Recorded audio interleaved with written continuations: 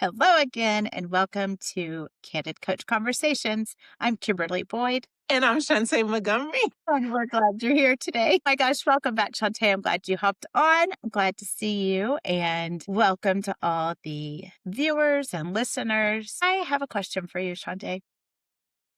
Might You're have an answer. very curious. So, what I know is that you've been in the mental health world for a while. You're a licensed professional counselor.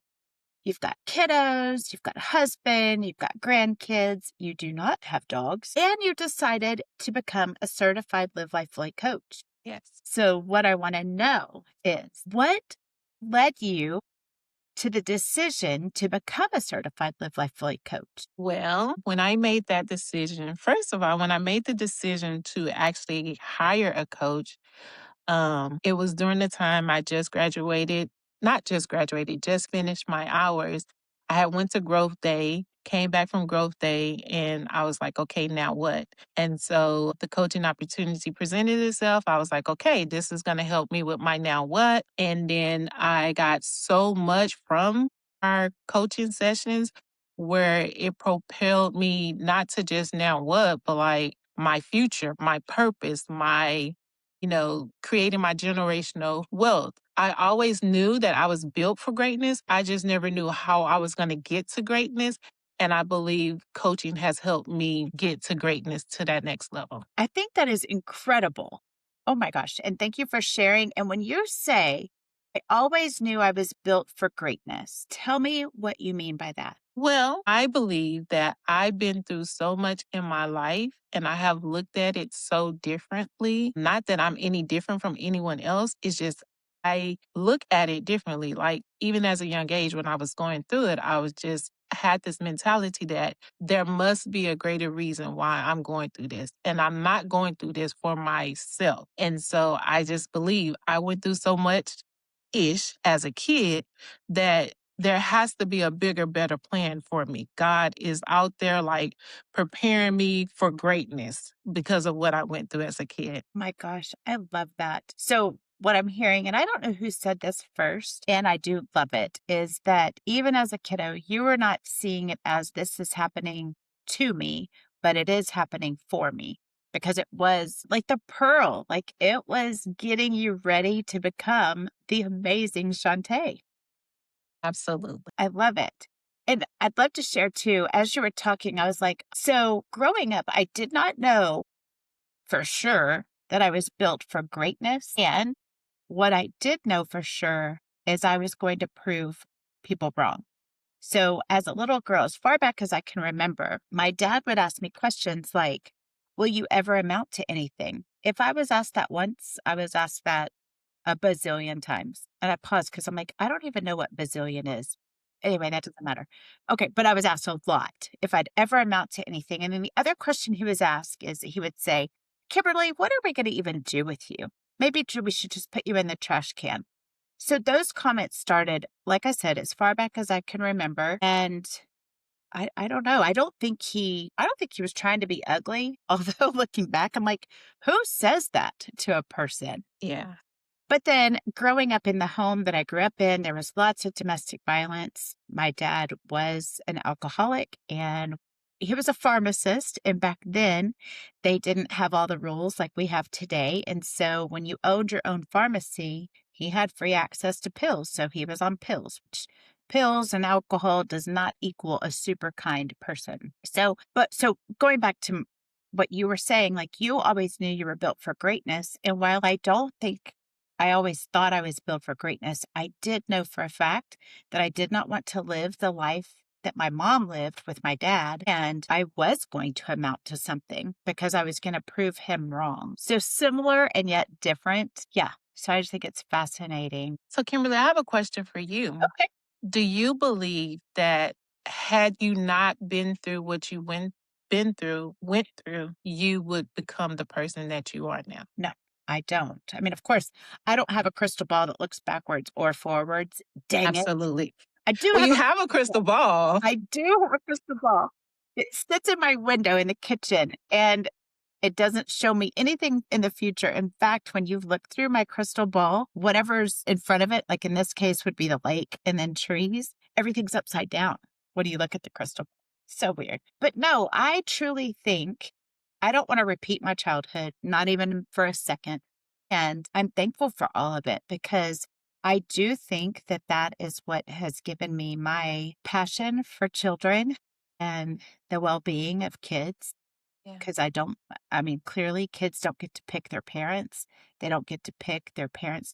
So I do think that my childhood instilled that passion that I have for children. And I know it was a motivator. My friend Christian Moore, he wrote the book, The Resilience Breakthrough. And in there, he talks about street resilience. And it's tell me I can't, and I'll show you that I can. And I Yeah. think I had that mentality. Like my dad says, "Are you ever going to amount to anything?" Yeah, buddy, I'll show you. I And you will. did. So yeah, I'm thankful. I'm grateful for the past that I had. It did teach me a lot. It taught me the life that I didn't want to live. It showed me a lot. Yeah, And that I wouldn't wish on anybody. What about you? Do you think the same thing? Like, does your past, has that made you who you are? absolutely. And your determination and your grit and your stamina and resilience? Absolutely. I agree. I would never wish for that past. However, it happened. And I think that, we made the best of it, right? We're not a victim to our past. We're just like our past happened and we are this person who we are. Kind of reminds me of when you did the speech at the retreat about turning your lessons into blessings. Yes. Yeah, definitely think so. And with that, I think it's important that, or yeah, important and to have an awareness of the mindset. I mean, do I ever get down and discouraged? Yes, I do. And then I have to talk to myself. Like you said earlier, coaching yourself. I talk to myself, I coach myself, I push myself because I think it's a choice. For me, anyway, it's a choice. I can choose to stay in this discouragement blah, or I can choose to figure out what's one tiny step I can take forward to get out of the discouragement, one tiny step I can take to get out of the blah that's happening. Yeah. That reminds me of, at this point, I've said it so much, I'm sure I was not the originator. So forgive me for not giving credit to the originator. But the comment that I tell a lot of people a lot of times is stop listening to yourself and start talking to yourself. Yes. Just like you said, mindset, I truly believe mindset is everything. And so, yes, we all have a past, we all have history. And so, yes, that past is going to creep up and things are going to come up. However, what are you speaking into yourself? What are you saying to yourself? What even are you listening to? What are you watching? Who are you with? All of that impacts your mindset and what you speak to yourself or how you listen to yourself if you're listening to yourself. Yes. I often tell people, or I'll ask, like, how often do you watch the news? And what time of day do you watch the news? And so when people tell me they're watching it when they wake up in the morning and they watch it before they go to bed, I'm like, I don't know. But the news, I have not seen a news channel that's just shooting all the joy out. It's usually terrible stories and fear and anger and hatred and just sadness. So I'm like, if that's what you're listening to first thing, that's what your brain is hearing first thing. And if that's the last thing before you go to sleep, your brain's going to sleep with all that stuff on it. Yeah. Stop that. And there are studies, it's a research that's been done pretty recently about the news and how often people need to be watching the news. And it's like if you are a news person, check it one time a day. It really doesn't change that much from noon until 6 or 10 o'clock. There's just not a whole bunch of change.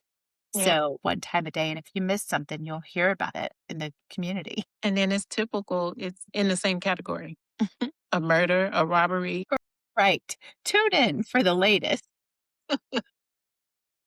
Exactly.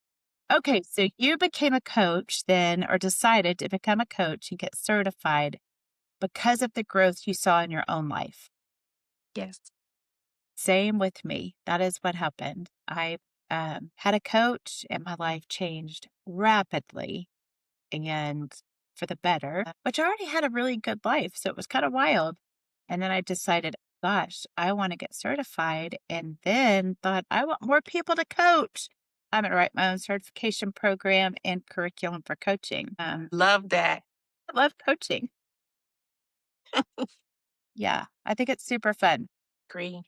Okay, beautiful. I'm glad you popped on again. And any last takeaways that you want to share? One, I guess I could talk about the 5 people that is important for everyone to have in their life. And so the first person is a cheerleader, and I am going to use my fingers, my hand, fingers, all of this. All of it. All of it. And so this is according to Stacey Flowers. She did a TED talk. And so she said, everyone needs to have a cheerleader in their life. You need someone that's going to cheer you on no matter what, be there for you, ups and downs. You got this. You can do it. The next person you need to have in your life is a mentor. And this mentor person is a person that's going to guide you, so it's someone that it's a field that you're trying to get into, and they're going to guide you, walk you through the next steps, and, just show you the ropes and show you what to do and how to do it. The next person, don't get offended, but is a coach. And yes, this is the finger that I am using because, yes, a coach is the person that's going to stretch you and push you and make you very uncomfortable. When you think about you hire a personal trainer, you hire that personal trainer to coach you into success for the weight that you want, the body that you want. On the field, and you think about sports, that person is going to push your kid or push you to the fullest potential because they see the potential in them and they want it to show.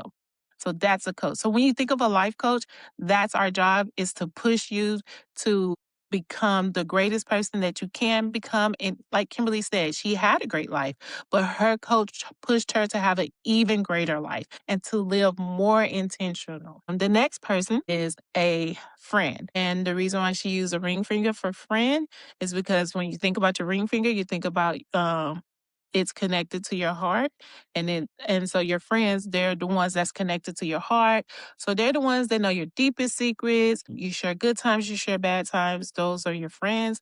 And then the last person you need is a peer, and your peer is just, you guys are peers, you work at the same job basically, or you go to the same school, and that's just someone that you come in contact with. Another term may be an associate, so a peer or an associate. And so those are the 5 people that everyone should have in their life. And I agree. I think that, and there may be overlap, right? You can have somebody that's a cheerleader and that's also your friend. Yes, I love it. I'm glad you brought that up.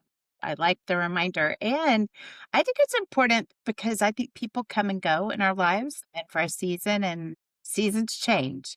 And so Absolutely. sometimes your cheerleader will change, your mentor will change. I know for me, when it comes to a coach, I have several coaches. And so, and coach that I had a long time ago isn't a coach with me anymore. So people are going to change. So I don't know, maybe do a check in as the season changes, like winter, summer, spring, fall. As the season changes, who are the 5 that you have in your life for that season? And if there's one missing, where do you go to get it? Yeah. Well, I could tell you, Live Life Fully is where you can find a coach. Okay, true. Very true. Oh my gosh, that's incredible. And the retreats. The retreats are fun, super fun, and pretty Get powerful. access to multiple coaches on that day. That's right. Yeah. And incredible people that attend, like to meet new people. Yes. Super fun. Yes. Yeah. Okay, Shantae, thank you again for hopping on. Can't wait to see you again soon. And we are wishing everybody a fabulous day. Bye.